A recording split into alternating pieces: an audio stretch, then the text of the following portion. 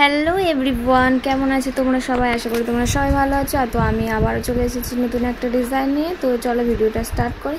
তো ভিডিওটা স্টার্ট করে দিয়েছি, দেখতে পাচ্ছ। ফার্স্ট আমি আলতাটা পরে নিচ্ছি, এই ধারগুলো সাদাগুলোতে একদম ভর্তি করে দিচ্ছি। পায়ের যে ধারে যে সাদা অংশটা থাকে সেই অংশটা ভর্তি করে দিয়েছি।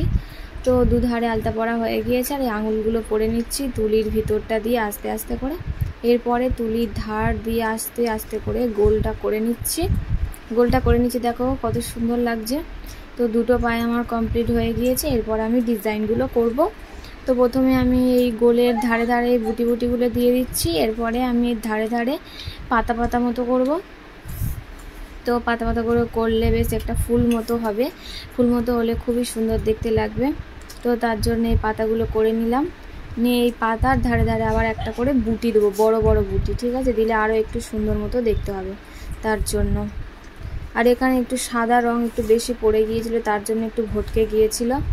তো সাদা রঙের মধ্যে একটু বেশি জল পড়ে গেলে সাদা রঙটা কেমন মতো হয়ে যায়, গেলে তখন আর ডিজাইন করাই যায় না।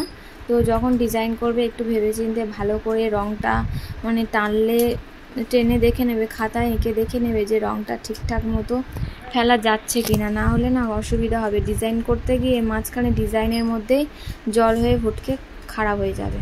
তো এখানে এবার আঙুলগুলো আমার করা হয়ে গেছে, আঙুলগুলো করে নিয়েছি। দাড়ি কেটে দুটো রাউন্ড কেটে নিয়ে তারপরে পাতাগুলো দিয়ে আর তারপরে বুটি দিয়ে দিয়েছি। আর এই ধারেরগুলো করছি, দেখো একদম পাতা একটা করে পাতা দিচ্ছি, একটা করে বুটি দিচ্ছি। তো ডিজাইনটা কেমন লাগলো তোমাদের অবশ্যই তোমরা কমেন্ট করে জানাবে। আর দেখা হবে আবার নেক্সট ভিডিওতে। আজকের মতো এই পর্যন্ত।